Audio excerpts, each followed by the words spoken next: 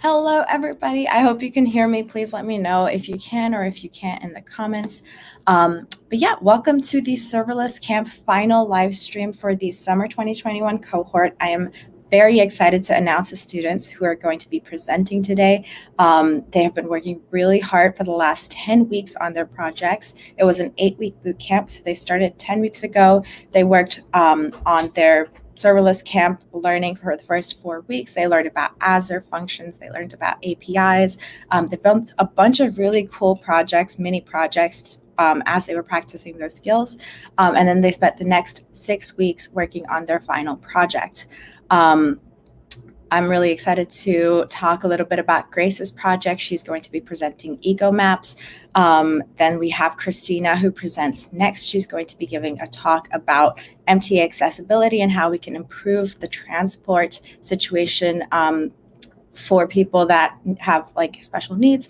And then we have Derek, who's going to be presenting his project called Seeing It, and Kaylee, who's going to be presenting a time tracking project called Time Blocker. So this is all going to be super excited. It's super valuable. If you want to learn more about other projects that students have done in the past, you can go over to our previous serverless camp live stream that happened a couple of weeks ago.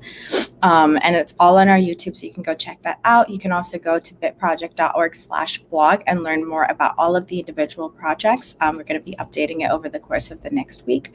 I believe that's Emily. Hi, Emily. How are you doing? If that's not Emily, please correct me.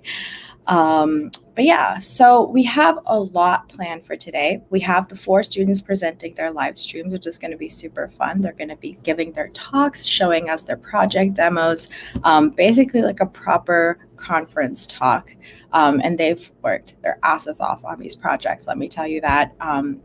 Even though they've all had mentors, a large part of these projects they've actually had to complete by themselves because of those 2 additional weeks when they worked on their projects.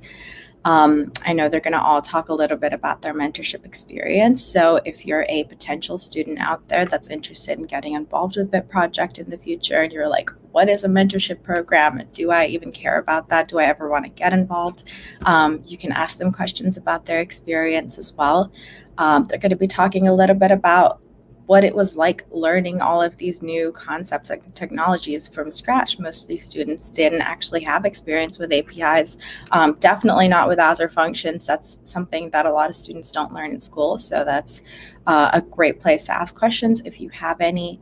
But yeah, it's really fun to talk about this. It is the end of our summer cohort. The next one that we're going to be having is probably going to be next year, and we'll keep you posted on that on our social media. So if you haven't gotten a chance to follow us on all of the platforms, go ahead and do that, or your preferred platform, and we'll keep you updated there. You can also head over to bitproject.org, our website. Sign up for our newsletter. I promise we don't spam with newsletters. We'll rarely send you one, but when we do, it'll be really valuable information. I believe we'll be sending one out within the next couple of weeks that's going to have information about all of the student projects that were completed and information about start dates and applications for the next cohort. So if you're a potential student and you want to learn, definitely recommend going for that to learn more. And then overall, yeah, I think this was a really successful cohort. We're going to have Grace's presentation start in approximately 6 minutes. So I'm really excited to start hearing about her experience and everything. All of the students, I think, had a really good time, and we got a lot of really incredible feedback. Obviously, we are an organization that is for students by students.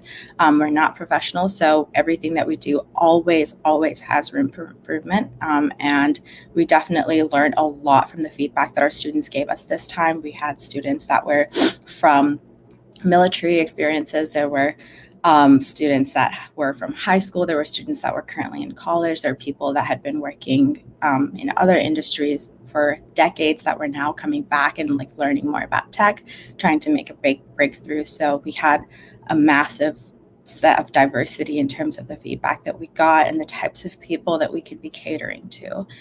So we will be taking all of that feedback into account, and we will be implementing it the next time our cohort starts.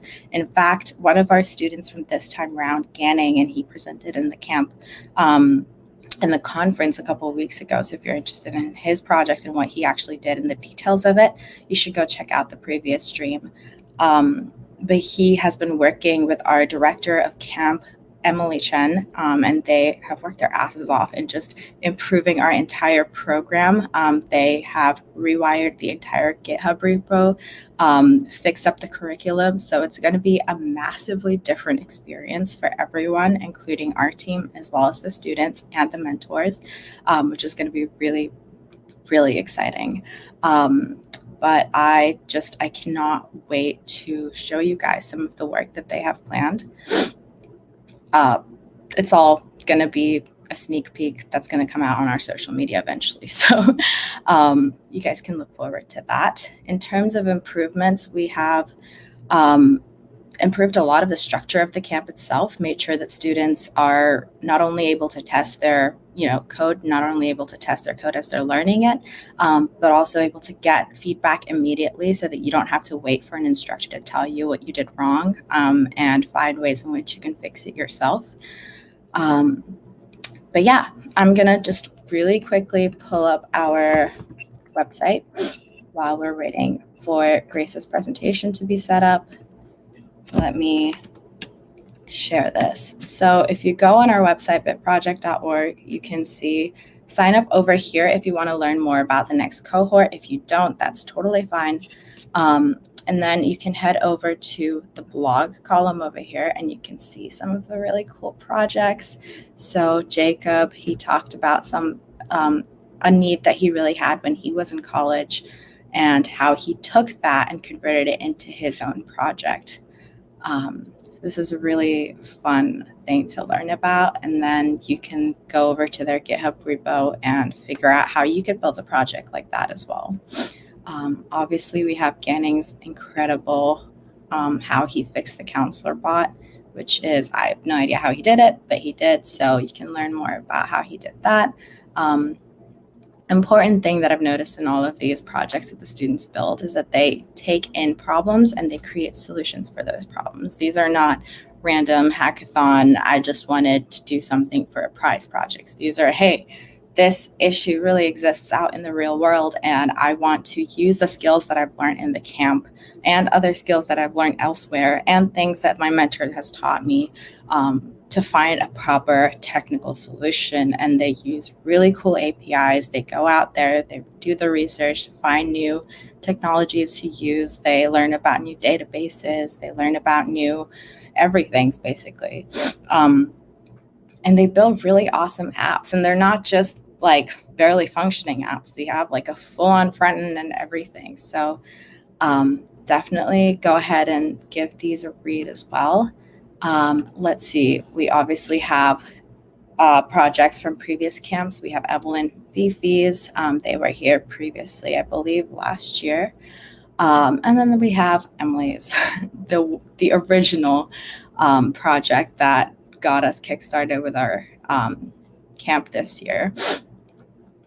Fun thing about Emily's project was that we ended up basing our curriculum off of her. So that's also a thing. If you built a project and you're super proud of it, we might end up teaching students about your project. And you get all the credit, which is really fun and exciting. Yeah, if you guys have any questions at any point about camp-related things, about newsletters, social media, how to get in touch with us, how to be more involved. You don't have to be a student. If you're super experienced with tech already and you're not interested in being a student, but you want to still contribute, maybe as a mentor, as an instructor, you can just feel free to reach out to us at any point, and we would be happy to figure out how you can contribute. But yeah, other than that, if you have questions about the projects that the students are presenting, if they talk about some technical term and you're like, what does that mean? I have no idea what that means. Then just absolutely feel free to leave those comments in the chat. And after the presentations are done, the students are going to hop onto the live stream and they're also going to answer some of those questions. So without further ado, I'm going to go ahead and start Grace's presentation. Round of applause if you're here in this chat for Grace.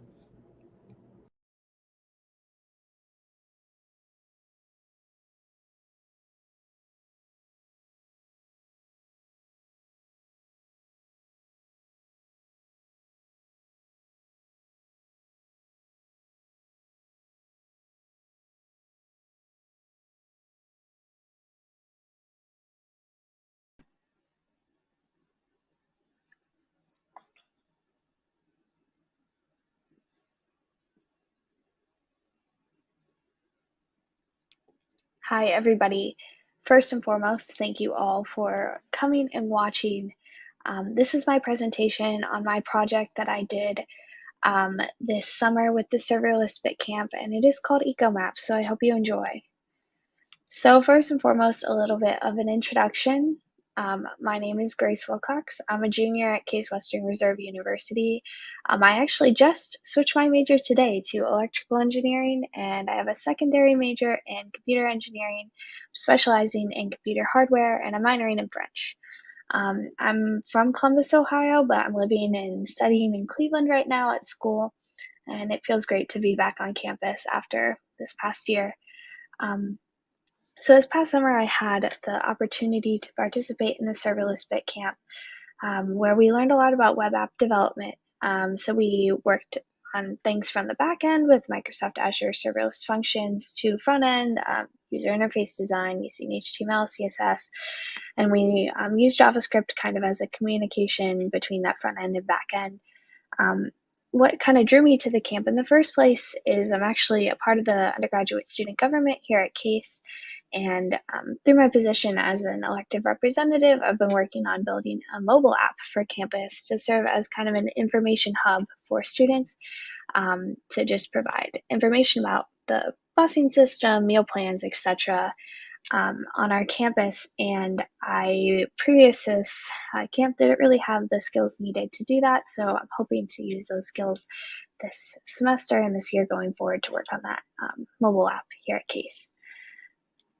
Oh, and one other thing. This is my dog, Hershey. His birthday was yesterday. He just turned 13. Okay, so what did I actually do at BitCamp? So the first 4 weeks were focusing on curriculum. We learned about Azure, implementing just web app design in general, all the tools that we need to build our own project. So when I was looking at what I wanted to do for my project, I met with my mentor and we kind of discussed like, what am I passionate about? What do I care about? And the environment has always been something that I really do care about. So I decided something along those lines would be good. And we kind of landed on transportation because it is such a hugely just applicable issue. Basically, everybody in the world uses transportation on a daily basis, and especially here in the US, it's very car heavy. A lot of people drive cars to work every day or to school or what have you. So it is basically a necessity for most people, but unfortunately, it has a huge negative environmental impact. You can see from the chart there that road transportation accounts for over 15% of global emissions. And as we all know, carbon dioxide and other greenhouse gases trap heat in our atmosphere, which contributes to climate change and just has a very negative effect on our climate. So obviously with this project, I wasn't hoping to solve climate change.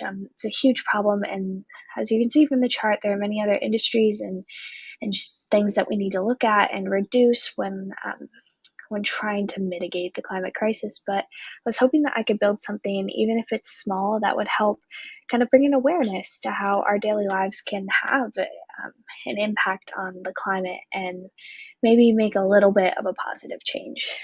So what exactly is Ecomaps? It basically functions like Google Maps to provide routes to people given a starting and ending location. But the thing that's unique about Ecomaps is it provides another parameter by which you can judge your routes. Instead of just looking at time or distance, you can also look at the estimated carbon emissions given the vehicle information. So the user just submits that starting and ending location, the make and model of their vehicle, and Ecomaps does the rest to kind of provide the emissions for up to 3 potential routes between those locations. So you can see that this picture here is actually from my program. It uses the MapQuest SDK, which is why it looks so familiar, to generate the routes and display them visually. Yeah, so I kind of talked about this briefly before, but why did I create Ecomaps? So I've always been passionate about the environment. Like I said, I actually looked at environmental engineering, but I discovered I really love programming, fascinated by computers. How do they work? What is that interaction and intersection between hardware and software? So I figured combining those passions would make for a project that kept me interested, that I cared about, and that I wanted to work on. And like I said before, obviously I wasn't going into this thinking, oh, I'm gonna, solve all the world problems with this. But it's so important to keep in mind that our daily actions and habits really do have an impact on the world around us.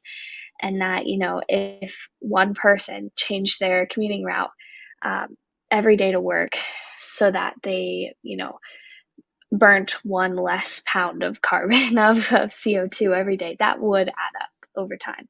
And if we all made those little changes, it would have a big impact. So I hope that this app can be used kind of as a tool to empower drivers, to give us a little bit of awareness and reality check and remind us that like we can make a difference, each and every one of us. So more on the technical side here, how does Ecomaps work? So this is kind of a complicated flowchart we got going on here. I'm going to do a demo right after this, so you'll get to see it in action. It'll be a little bit less abstract, but let me walk you through it. So we have our web page UI, which is written mostly in HTML. It also uses some CSS and some Bootstrap for the formatting. But basically, as soon as the web page loads, um, it actually communicates with the Carbon Interface API to pull up the list of vehicle models, or vehicle makes, sorry. So basically, how it works is that Carbon Interface has lists of all the models and makes that they have for each model at any given time.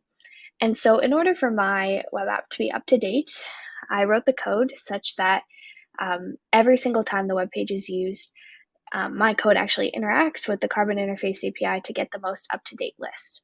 So as soon as the web page loads, we go to that Carbon Interface API, we get the list of vehicle makes, and we load that into a drop-down menu.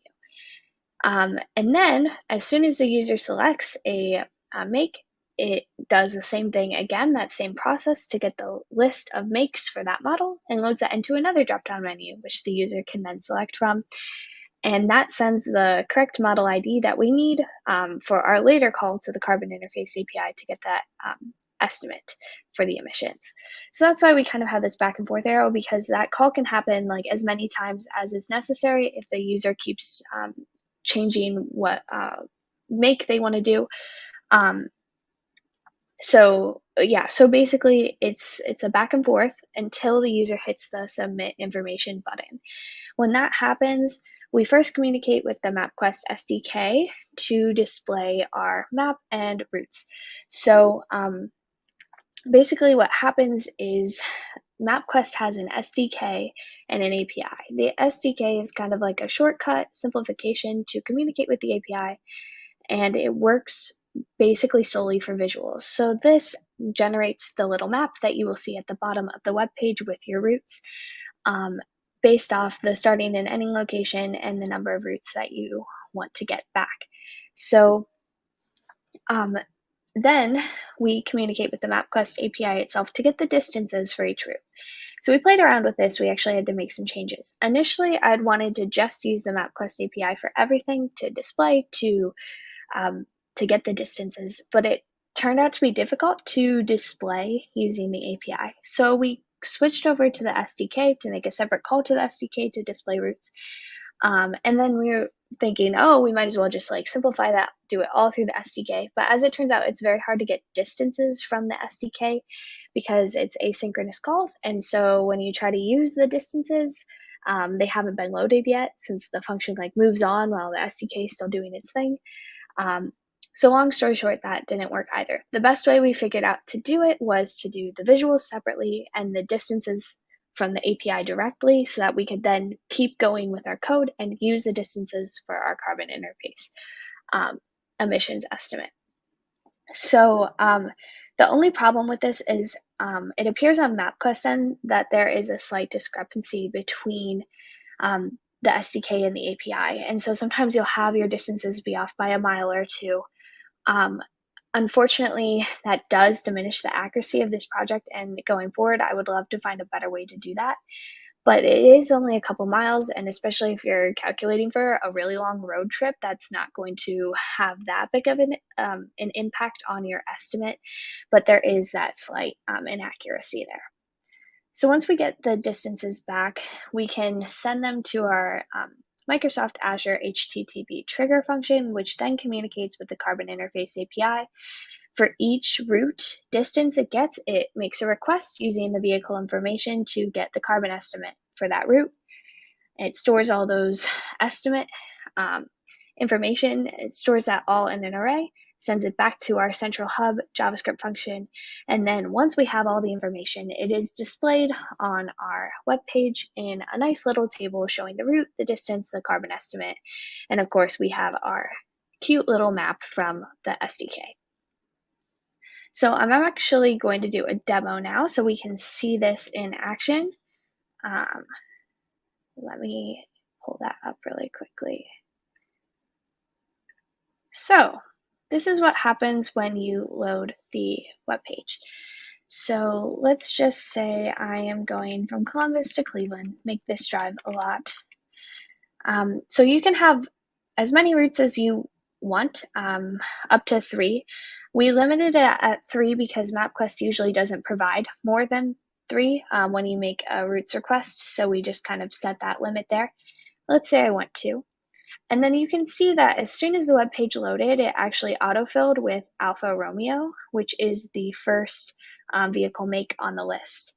And then it, for Alfa Romeo, pulled all of the models that it has. So when I select Honda, I drive a Honda Accord, you can see it reloads with now the Honda models.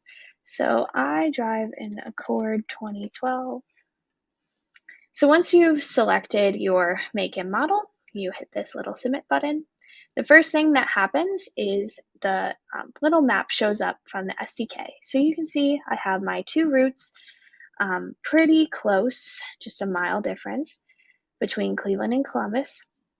And you can see I can actually interact with this map. That is all through the MapQuest SDK. I can select different routes, and you can tell which one's selected by that black bar. So now scrolling up, you can see we have our little chart. So you can see the distances are slightly off. This is off by like 1/10 of a mile. But again, it's an odd discrepancy, and I'm not entirely sure why that's happening, but still very close to make the estimate valid. And you can see the estimated emissions. So it is less than a pound of carbon dioxide difference if I were to choose one route versus the other, but you can see that I would be better off taking the shorter route. This 2 hour, this one, the 2 hour, oh wait, sorry, it like moved, I can't read, but yes, the 2 hour, 10-minute one with 142.8 miles, which will give me about 103.5 pounds of carbon in my Honda Accord. So yes, that is my project. I forget how to present. There we go. Okay. So last thing I wanted to talk about is my experience in this camp. So first and foremost, I want to say a huge thank you to my mentor, Gopal. He was so helpful, always willing to talk to me about my project, about questions in the industry, career advice, what have you, and I could not have done this without him. He helped a lot with the code and debugging and all that. And I also want to thank Shreya and all the people at Bit Project who were so helpful as well. So let me jump right in about this experience. Big takeaways is just web app development in general. I came in with a decent amount of coding experience. You know, I've done a couple semesters of Java, I've taken C++, data structures, what have you, but I'd never worked on web app development and like building something that you deploy to the web. And so I had to learn how to use HTML, CSS, JavaScript, Node.js. I also learned how serverless technologies work in general, how servers work, how all of that works, which was really interesting and super useful information going forward. And then, of course, just project design, project management. How do you come up with an idea? And how do you set goals for yourself? How do you mark out a project on your own when the professor is not the one giving you the due dates? That was definitely a learning experience for me and something that my mentor also really helped with. Speaking of which, I got a lot of really valuable industry expertise out of my mentor and out of this project in general. I was able to network with the other participants of the camp counselors, and just kind of get, with every experience I have, I get a little bit of a clearer idea of what I want to do with my career. And this definitely showed me that I'd love to incorporate the environment in my career and in my future, and kind of let that guide me. I ultimately want to end up in the hardware industry, but working on something maybe that involves making the impact of computing on the environment less negative and more environmentally friendly. So once again, thank you to Bit Project and to everybody who helped make this possible. I really had a lovely experience. I'm very grateful to have been a part of this program. Last but not least, I just have my works cited, some references. Here is all the documentation to the things I use: the MapQuest API SDK, Carbon Interface API, and Microsoft Azure. And I want to mention that all images that you saw in this, except for the images of me and the screenshot of the code, are from Google Images. So thank you again for watching, and I hope you all have a lovely afternoon. Awesome. I realized I was muted for part of when I was speaking before this. But yes, that was Grace's presentation. Round of applause for an incredible job that she did on her project. She was also one of the students that zoomed through the curriculum at the beginning, not because she had experience in it, just because she really just worked her butt off on the curriculum and wanted to just learn everything as quickly as possible and just absorb it. So really big congratulations to Grace for that. Unfortunately, she is not able to join us right now for her presentation Q&A. But if you do have any questions, please leave them in the chat, and we will definitely record a Q&A with her later and post that on our social media if you have any questions. Yes, I also want to try Ecomaps, Emily. It seems like such a cool project, and I think it's really cool to see how students are always finding solutions to climate change problems and everything, just based off of 4 weeks of learning something about APIs and Azure functions. That's insane to me. I'm like, wow. Imagine what you could do with a full-on degree or with a full-on year or two of coding experience in the industry or anything like that. These students are going to end up becoming superheroes. But next up, we actually have Christina's presentation. So yeah, I'm going to go ahead and get started with that. Hello, my name is Christina Buencamino, and today I'll be presenting my project for BitCamp called Mta Accessibility. The point of this project is to provide a hub for New Yorkers to communicate so that those with extra needs have a way of checking on any delays, issues, or problems that may interrupt their trips while taking the subway. Before we get started, let me properly introduce myself. Like I said, my name is Christina, and I am currently a junior at Hunter College in New York City, and I use she, her pronouns. I'm currently majoring in computer science and intending on minoring in Spanish if I can get away with it. Outside of school, I like to bake, cook, watch Netflix, listen to music, and explore all of the different things in Manhattan that it has to offer. And if you ever need restaurant recommendations, I'm your girl. I have a very long list of my favorite restaurants in Manhattan. Tech-wise, I'm interested in web design or game design, although I'm still exploring other parts of the field. I only started coding about a year and a half to 2 years ago. My freshman year of college, I wasn't a comp sci major, but after looking into it, I realized I was really interested in it, so I switched over. So I'm still exploring a lot of what the industry has to offer, so while I'm drawn to design, I'm still looking at other options as well.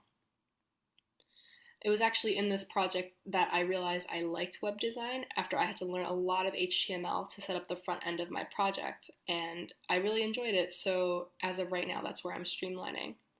Other than that, though, I'm interested in contributing to humanitarian efforts with my coding skills, although I'm still working on my knowledge of C++ before I set out into the real world with my efforts.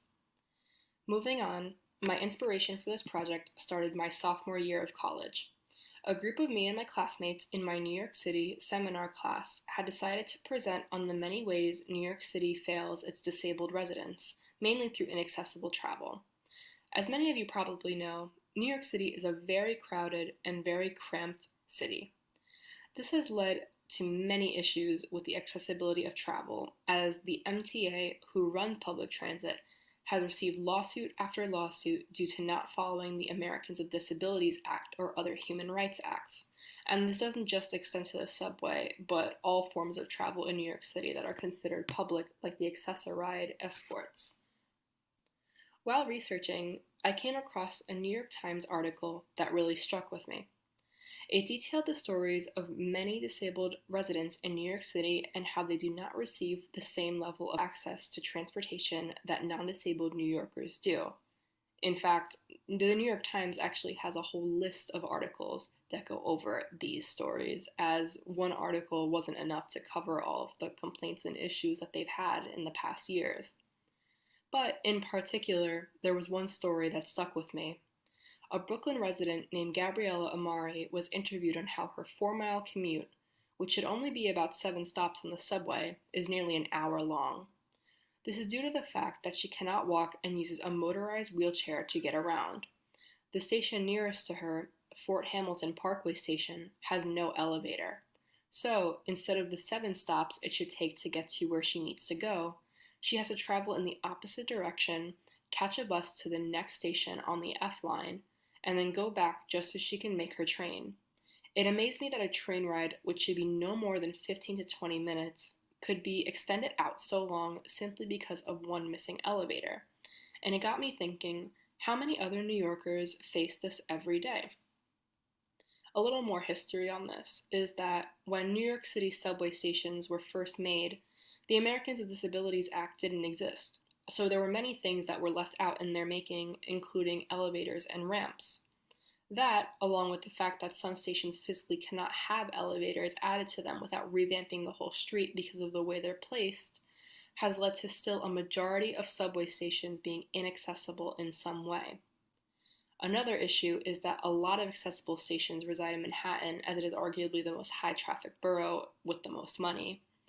This leaves residents of the outer boroughs in an even worse pit, as they are left with more inaccessible stations, which is more hurtful for those that live in those and can't afford to live in Manhattan, which is arguably also the most expensive to live in borough.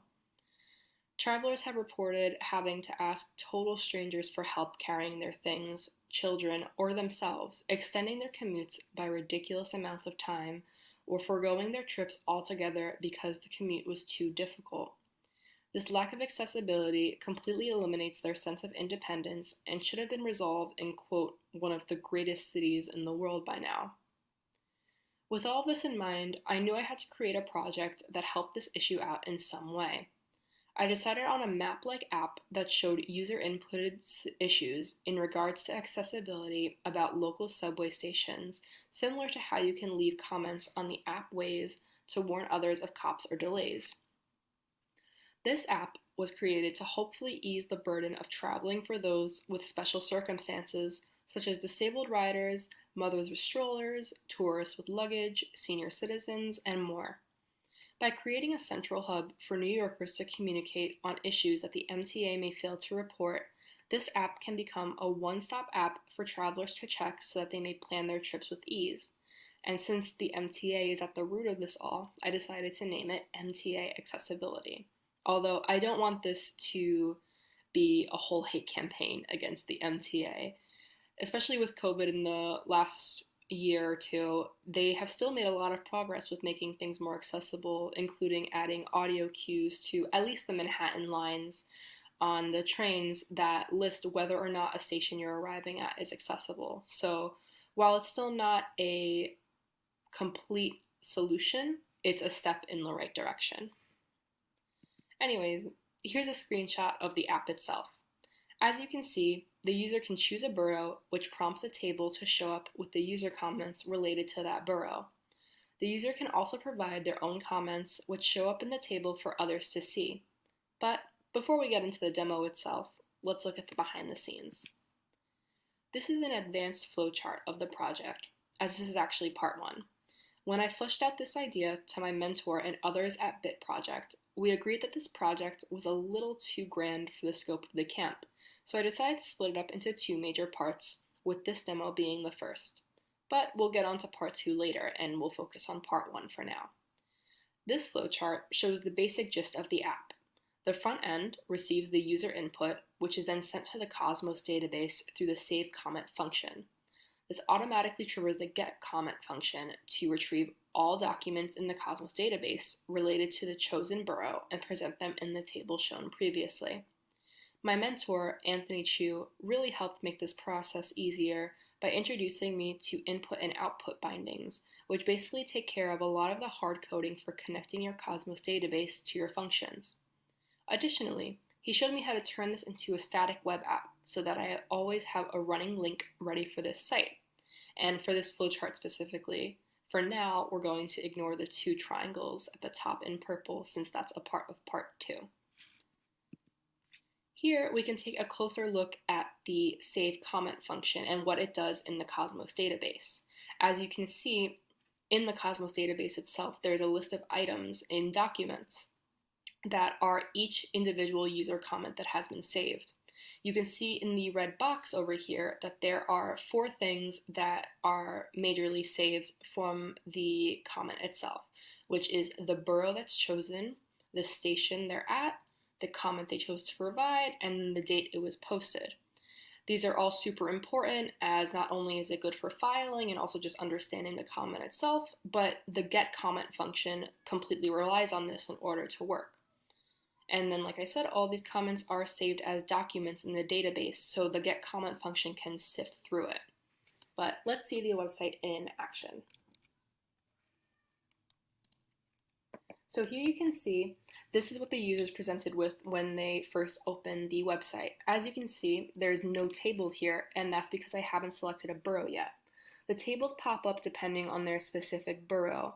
So if you want to see the Bronx, for example, if you click on it and you give it a few seconds, this triggers the get comment function to retrieve all of the documents from the Cosmos database that have a tag of Bronx in them under station.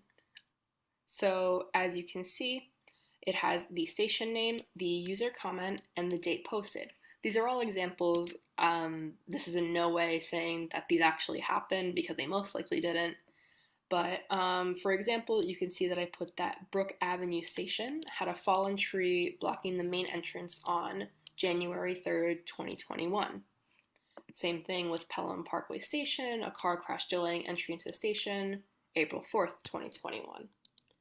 And so if I wanted to add my own example, and as you can see here, this is a dropdown of all of the stations in the Bronx, and this would change if I chose a different borough.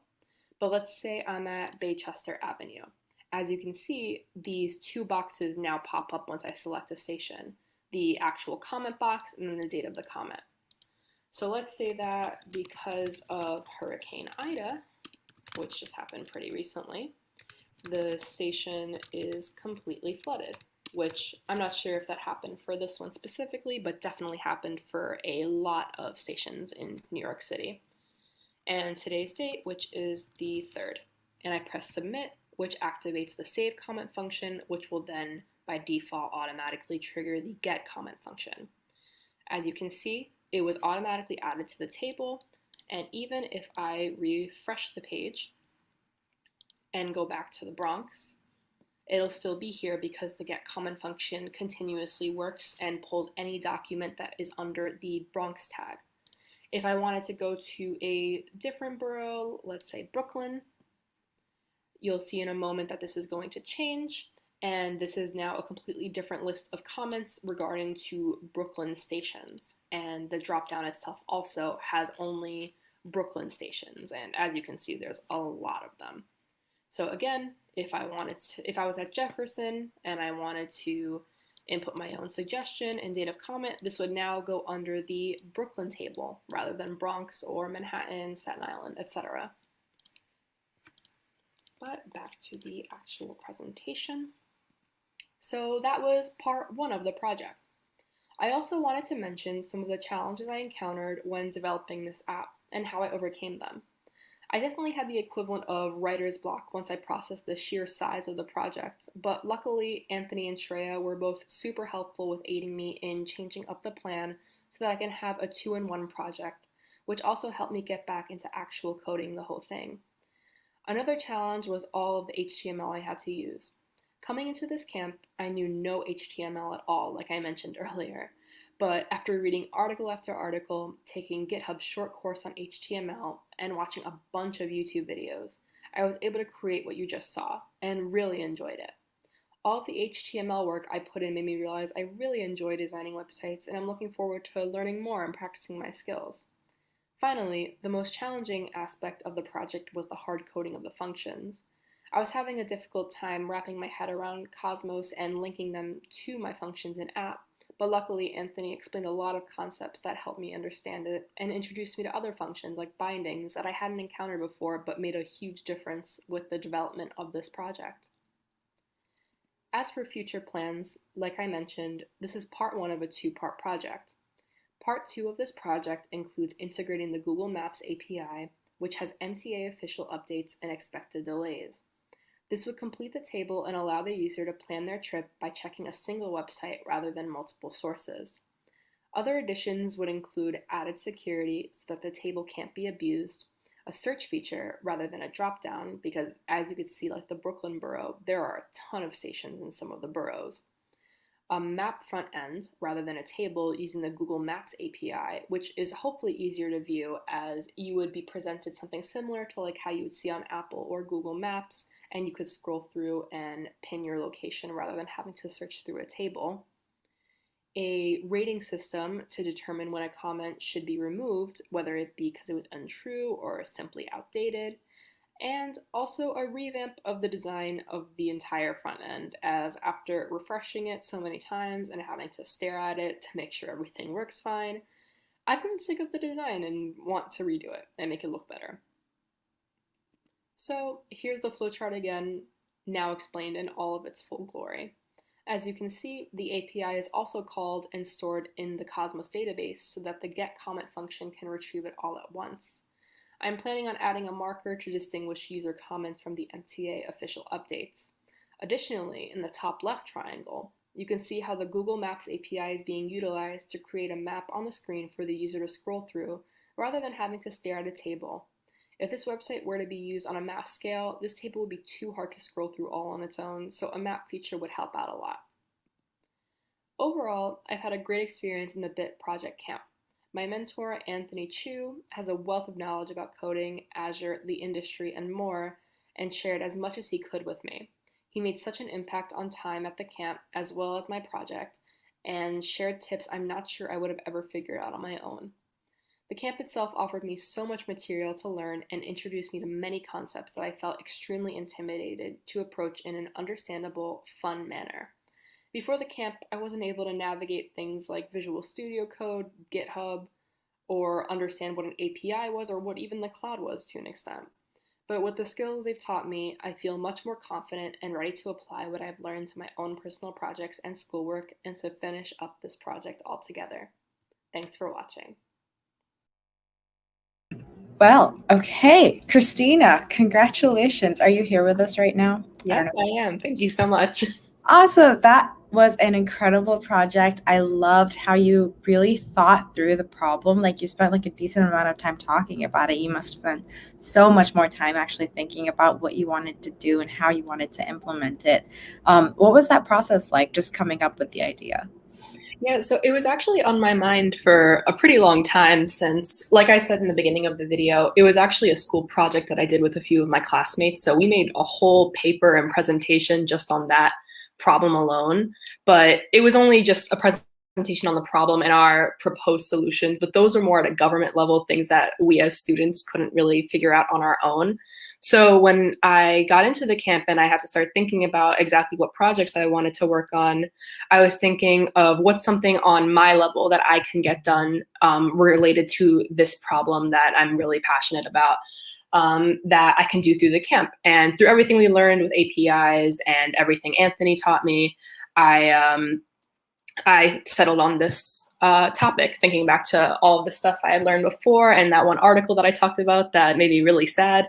And so altogether, I decided that this kind of project, making the map and table and everything, was at least one way that I can try to make a difference. Awesome. Yeah, we also got a comment in the chat from Anthony who said, Yes, great thank job, you, Anthony. Christina. Anthony is one of our favorite mentors. He's been there from day one with us. So thanks, Anthony, for being an awesome mentor for us as well.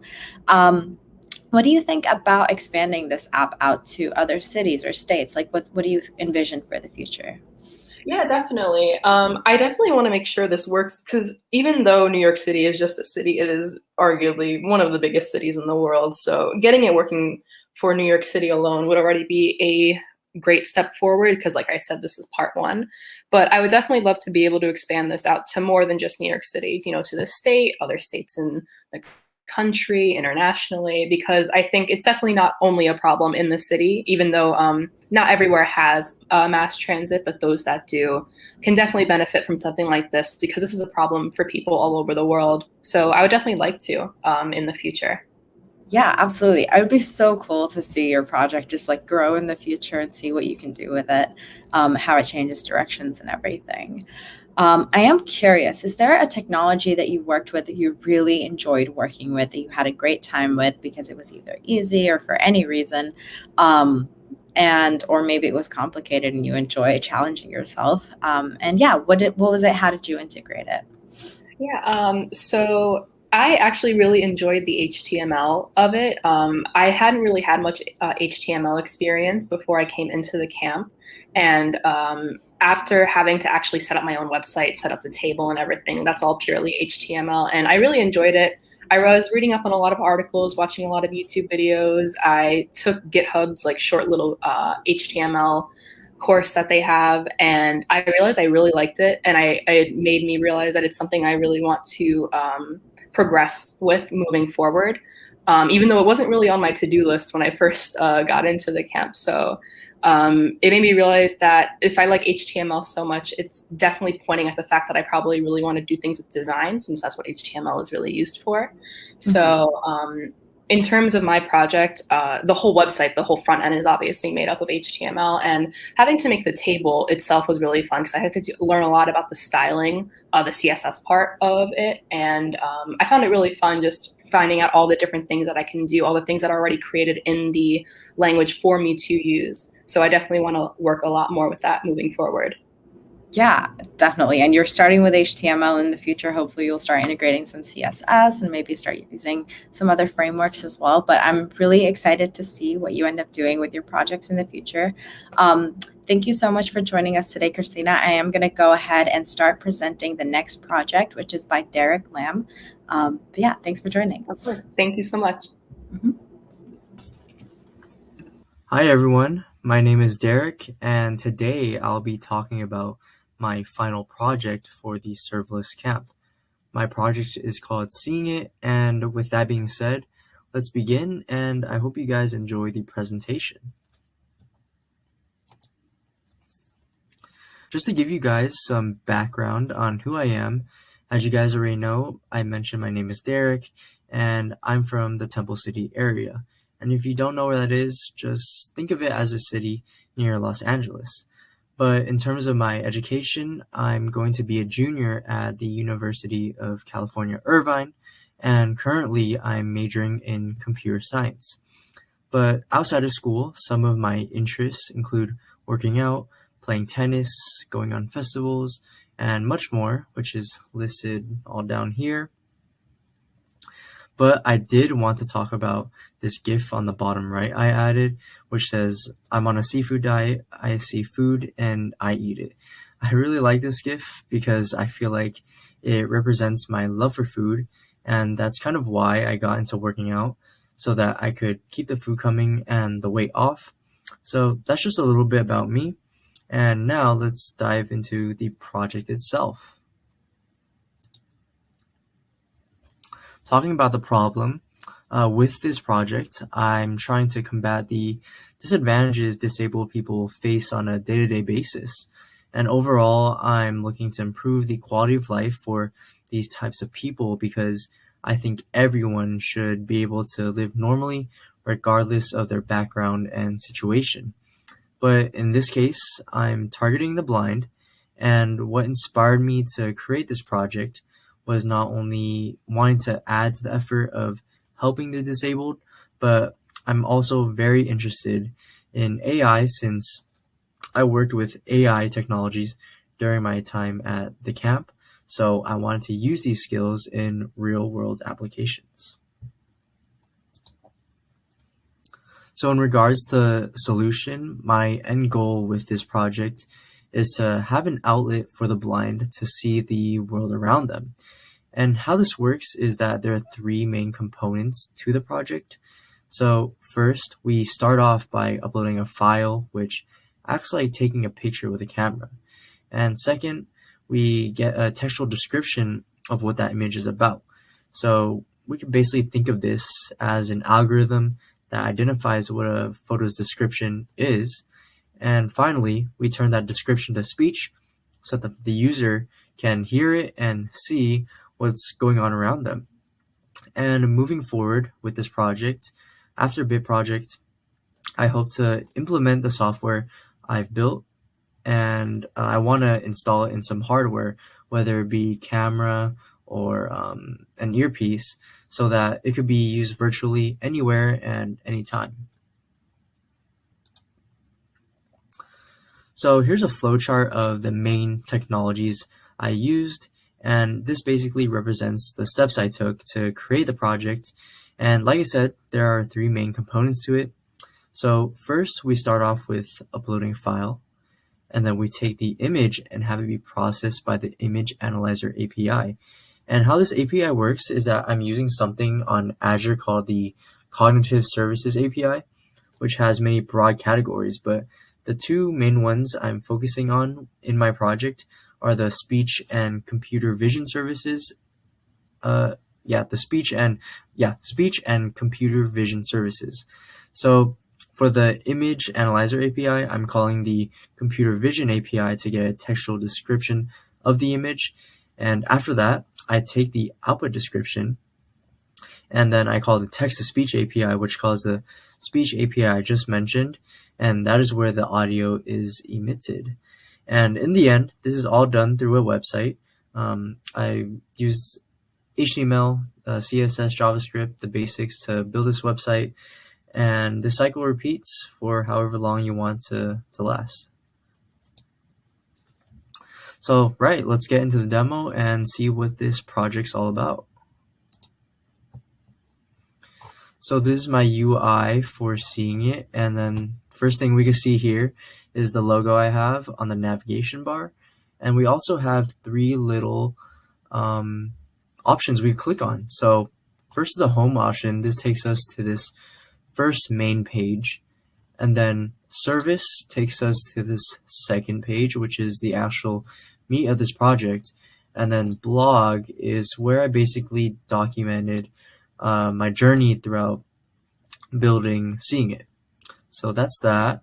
And something else I want to show you guys, if I minimize my screen, is that I have like this different formatting and different styling. The reason I made it like this is because what if someone wanted to visit this browser on their phone or something like that? Then having this kind of styling would adjust to the small screen size. So when you click on the navigation bar, this appears. It works the same way, but it's just styled differently. And then when you click on each of these, then it just disappears and takes you to the corresponding page. So I just wanted to show you guys that. And then, this Explore button also takes you to the service. So let's get started. So first, we're going to have to upload a file, whether it be PNG, JPG, or JPEG. Second, we have to obtain the image's textual description. And third, we translate it to audio. So first step, let's upload a file. And for this example, we're going to be using the image from, if you guys remember the emotional API we worked with during the camp, it was like within the first few weeks. I'm going to be using that image we used at that time. If you guys will recognize this. yeah, so right here I have the image preview. And the reason I have a preview is because users might want to determine what the description could be before they actually get the description to see what the image is. So that's why I have that. And next, we need to obtain the image's textual description. So this is basically the image analyzer API, and then this calls the computer vision API. So let's click this button, see what happens. And right here, I have that little icon to indicate that the request is processing and we're getting a response. So this is the output that's shown below. And then I'm just going to read it out. So the description is Joseph Gonzalez looking at the camera. This description's confidence is 95%. And this last sentence is kind of important to note about how this algorithm actually works, because when the image analyzer API runs, it takes in this piece of data, right? And in order for it to actually get this description, it has an array of multiple descriptions it produces. And in order to get the right output, it takes the highest percentage one. And that's basically why we have this here. And finally, we're going to translate it to audio. So we're just going to have to click this, and right here I have a little icon. This kind of indicates that nothing is being emitted. And then once I click the button, something will sound. And this is the text-to-speech API, which calls the speech API that I talked about earlier. The description is Joseph Gonzalez looking at the camera. This description's confidence is 95%. All right, so that's how that works. And basically, that's the end of my demo. My blog's down here. If you guys want to check out my blog, maybe see what the process was like for me, and maybe try to recreate it if you want on your spare time, yeah, go ahead. Feel free to.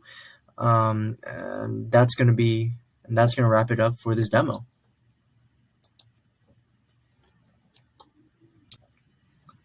Yeah, so overall, my experience with Bit Project was amazing because I definitely learned a lot about many new technologies, such as the serverless functions that were taught and some web development. And those are some things that I wanted to add into my tech arsenal. And what's kind of amazing was that I learned all this material within a few months. And I also really liked the fact that everyone was very supportive throughout the camp, which is something I really valued. And I also want to thank Sanket, my mentor, for being a very good mentor to me, because he did his best to help me understand everything I struggled with throughout the camp. And he also introduced me to lots of material that are outside of what the camp offered, so that I could be skilled with many areas in tech. So thank you, Sanket, for pushing me and helping me through those tough times. And with that being said, thank you everyone for listening in, and I hope you guys enjoy. Well, congratulations, Derek. That was amazing. Thank you so much. I'm so proud of you. You did an incredible job with the project. I know it was really tough. Could you tell me which of the technologies that you worked with did you enjoy using the most, and how did you use it? Okay. Yeah, so I think the technology that I used, which I really enjoyed, was using the cognitive services API. I think that was really fun because working with AI technology is something I really want to do. Once the weeks progressed during the camp, we worked with all those like Azure function triggers, and I don't know, just working with AI sounded really cool.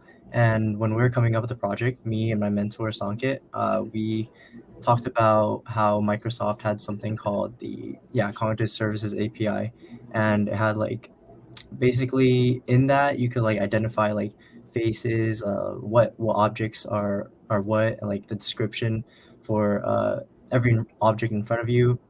And that's kind of why I want to work with it. And the way I integrated it, it was like hmm, it was so first when I started off with it, I had to get the functionality down.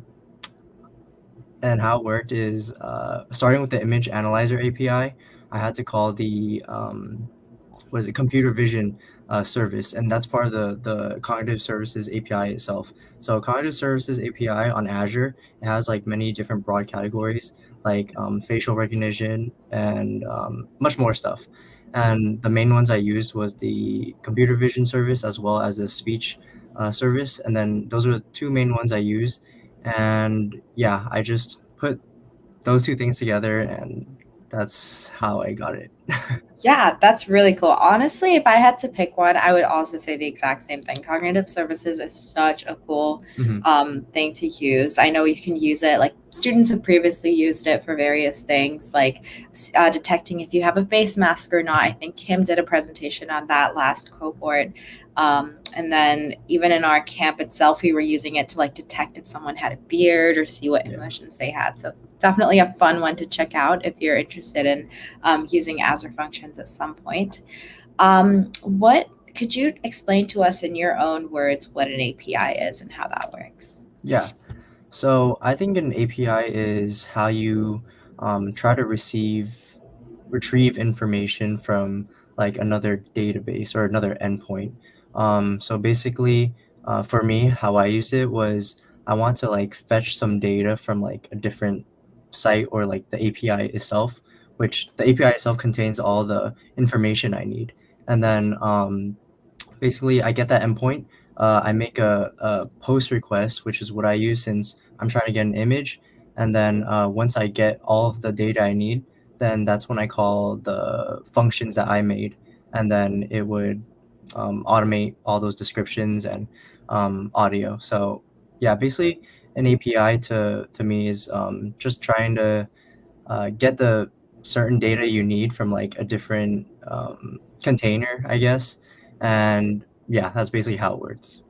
Awesome. Yeah, I love hearing how different students kind of describe it in their own way based off of your experience and how you've used it. I'm actually curious about any challenges that you faced during the camp or during while you were building this project and what they were and how you kind of overcame them. Mhm. I definitely say that would be the styling. I'm like pretty new to this web development stuff, and honestly, I think making this project has kind of opened the door or opened my eyes to delving into this realm because I think it's pretty fun. Just seeing like the results are pretty instant since like you just refresh the page and then everything just pops up the way you want it to. But yeah, I'd say the styling was really difficult because I had no experience with it. And the way I combated this was just through delving through like tutorials, or I'd have like I look through like other GitHub code and use it as a template and then just modify it so that I could make it look the way I wanted to. So yeah. Absolutely. I completely agree with that. But thank you so much, Derek. That was the end of our Q&A. Thanks for joining us today and showing us your demo and project and everything. Next up, we're going to have Kaylee's presentation, and that's going to be our last presentation for the day. So I'm going to go ahead and get that started. Thanks, Derek. All right. Thank you so much. Bye. Hi, my name is Kaylee, and my web app is called Time Blocker. So a little bit about me. I am a senior in high school from the Bay Area, California. I swim for Palo Alto Stanford Aquatics, and I'm a student journalist for my high school newspaper, The Talent. For my technical experience going into this program, I knew a little bit of HTML and CSS and had very preliminary experience with Python, so I didn't really know a lot. When I was thinking about what web app I wanted to make, I started by thinking about problems that I wanted to solve. And pretty quickly, I knew that I wanted to make some sort of productivity app. I was going into my senior year of high school. Well, now I am a senior, and it's going great.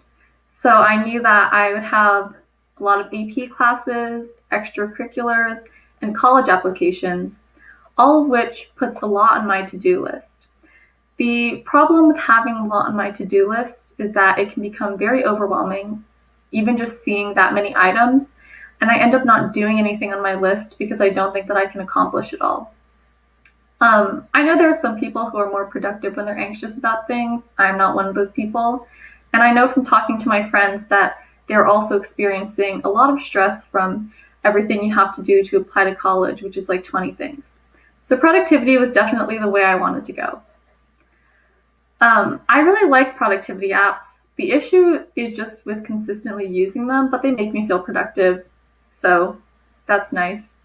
But there are so many productivity apps out there that I wasn't really sure what I should make. So I just started by looking up different productivity methods and techniques. The one that I found and eventually settled on is called the time blocking productivity method. Essentially, you allocate a certain amount of time for each item on your to-do list, which divides your day into a concrete schedule, where each block of time is dedicated to a particular task. And that takes away the open-ended aspect of just a to-do list that always kind of stresses me out.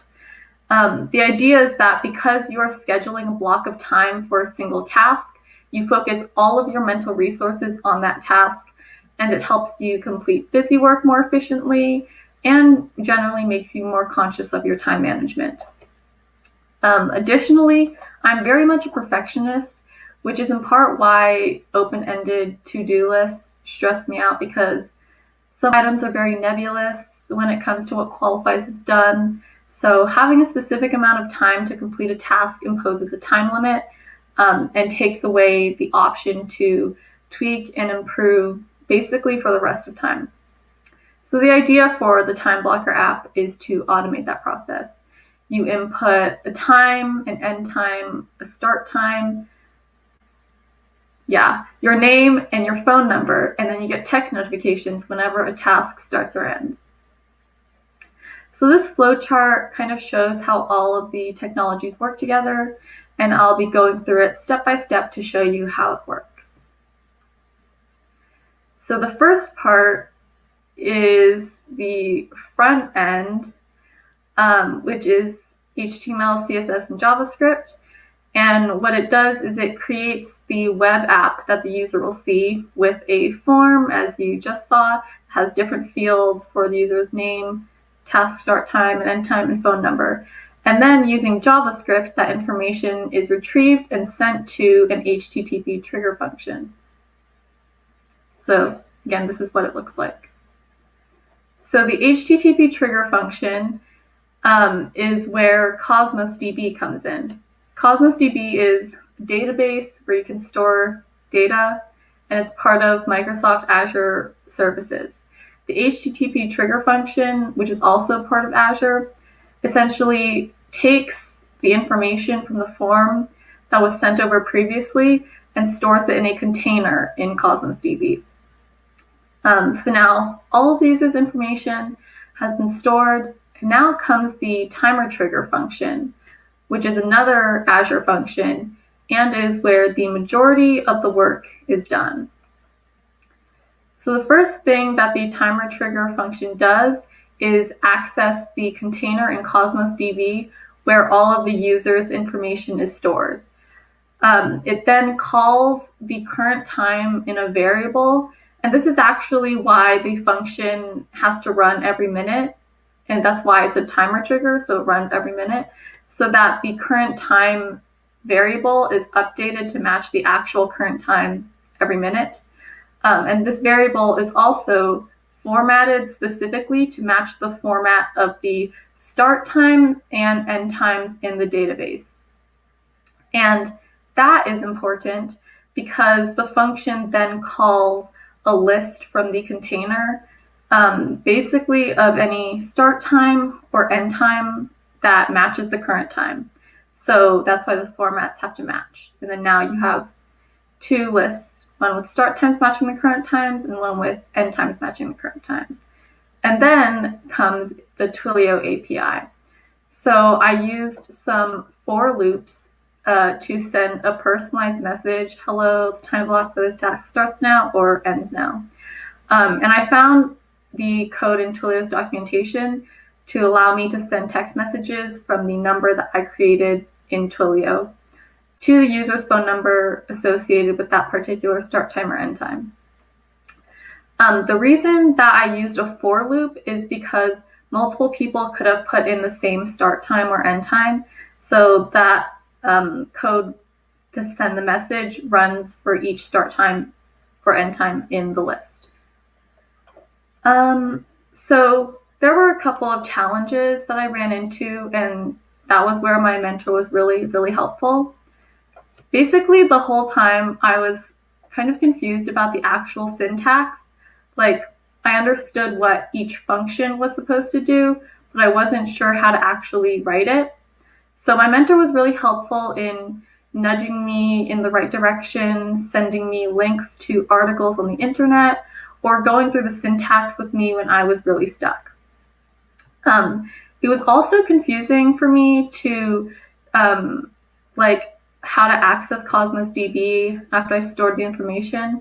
Since I'd never done that before, it was kind of this whole ordeal. This one meeting where my mentor and I debugged for like 2 hours on that part of the code where we're calling a list of start times and end times from the container that matched the current time, but we figured it out. And then another thing that was a small bump for me was figuring out how to utilize the Twilio API.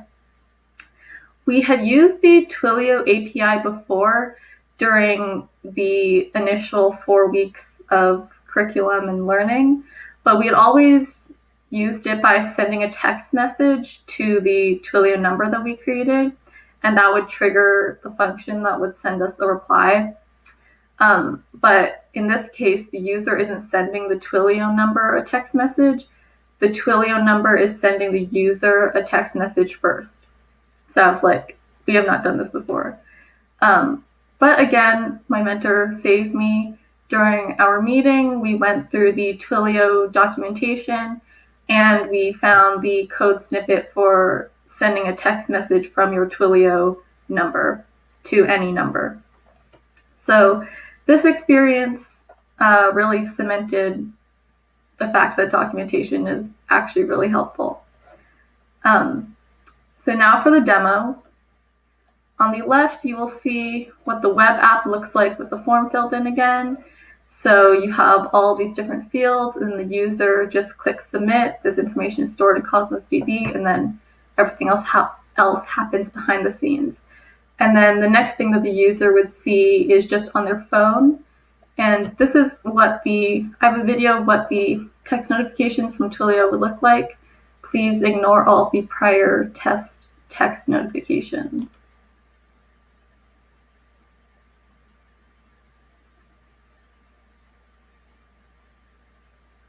Okay, so as you can see, it's personalized with your name and has the notification message.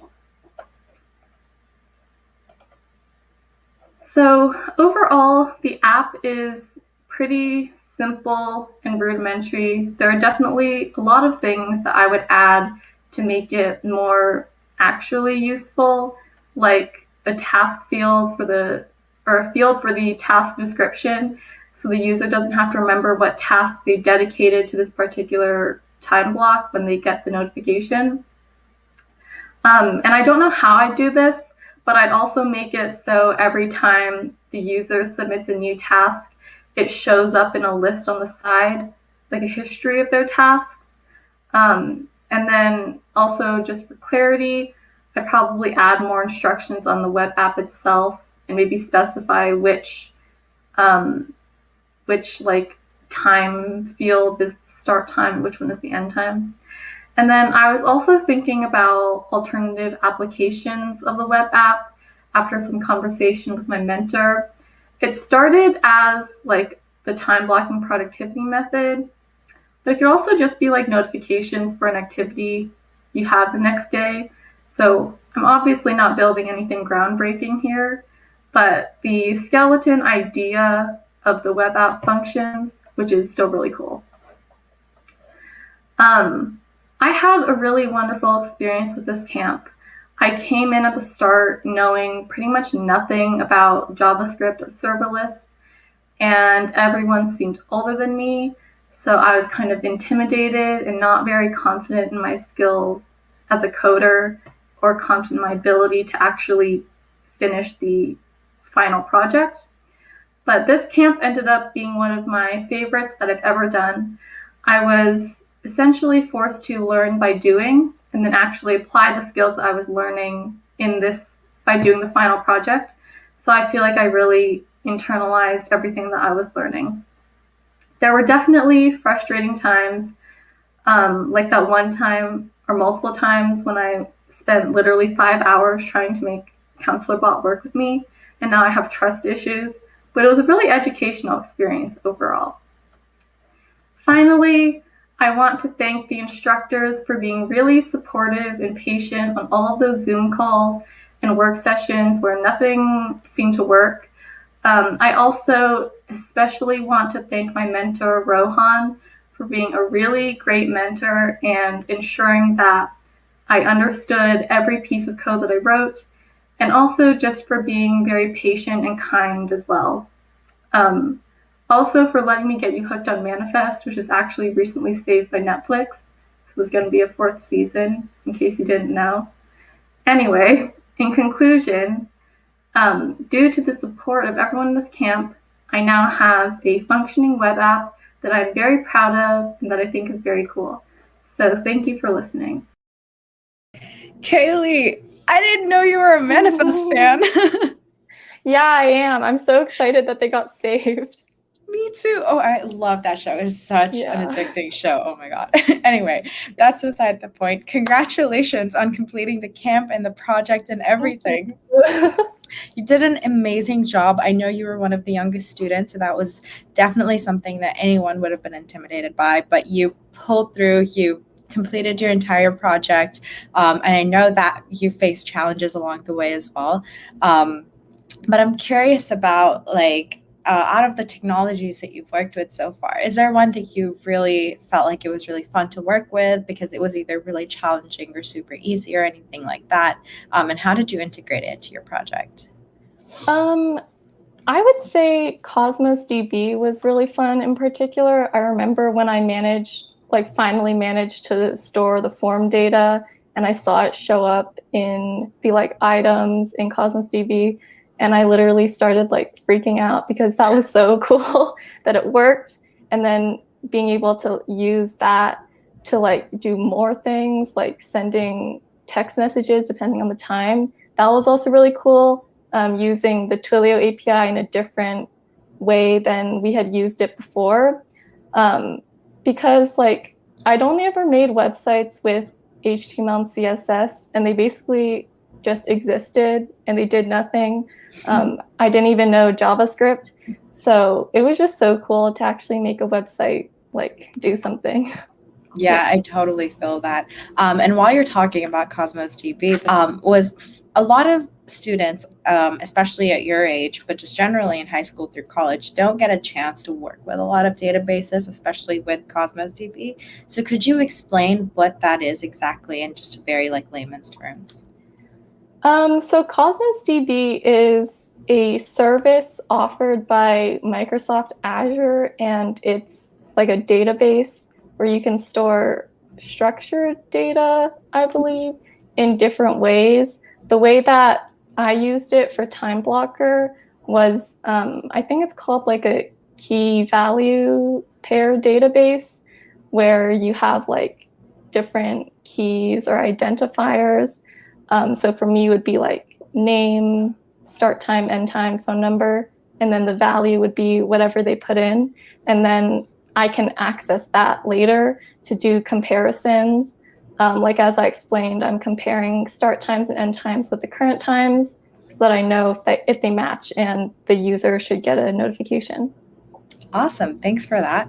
And I know you're one of those students that's super involved in a lot of things, a lot of organizations, and you really care about the environment. And in your interview, when we were first talking about you joining the camp and everything, you mentioned that you're really interested in that intersection between environment and technology. Is there a project or a couple different projects that you're interested in working on and pursuing in the future in that realm or in something else? Honestly, I was kind of thinking about that for this project, but I ultimately decided to go with productivity because as I said before, it was like summer before senior year, and that was something I wanted to focus on. I'm not really sure. I feel like there are a lot of things that, or a lot of ways that technology can be used to, help with climate change, but all of that seems quite advanced with what I can do now. I think I mentioned this before, where I'm an intern at this like local environmentalism organization, and they have a lot of different like social medias and websites, and I was kind of thinking about how I can like maybe make some sort of dashboard that can show their stats for that. And because they're currently working on this plan to like improve or like reach more people through social media, the dashboard could show their progress, or like show like graphs or something with their stats or something. I don't know.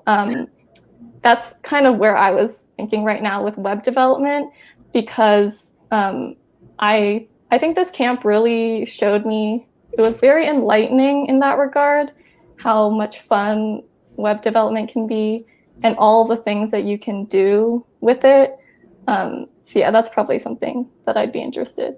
That's awesome. I'm super excited to see everything that you end up developing in the future in hackathons, other boot camps, and just life in general. But thank you so much, Kaylee, for joining us and talking to us about your project and showing us your demo. Yeah, thank you. Awesome. So that's basically it. That's the end of our serverless camp in the summer cohort. I just want to give a massive thank you again to Kaylee and Derek and Christina and Grace, and all of their mentors and all of the mentors and students from the camp in general this summer. Everyone worked really hard, and we can see how hard you worked in your projects. If you're not part of BIT Project and you're not part of the camp and you want to learn more about these projects, definitely go over to our website and our blog to learn more about them, see how you can build a project like that, and sign up for a newsletter if you're interested in joining one of our future cohorts, or just keeping in touch with us in the future. But yeah, thank you so much for joining, everyone. Talk to you later.